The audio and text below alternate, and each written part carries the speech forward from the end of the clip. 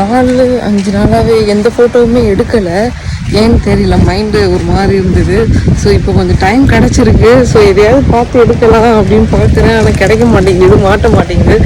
மழை காற்று எல்லாம் பயங்கரமாக இருக்குது. ஏதாவது மாட்டுச்சுன்னா உங்களுக்கு நான் வந்து பிஹைண்ட் பிடிஎஸ் என்ன இருக்குது அப்படின்னு நான் எப்படி எடுக்கணும்னு காட்டுறேன். ஓகேவா?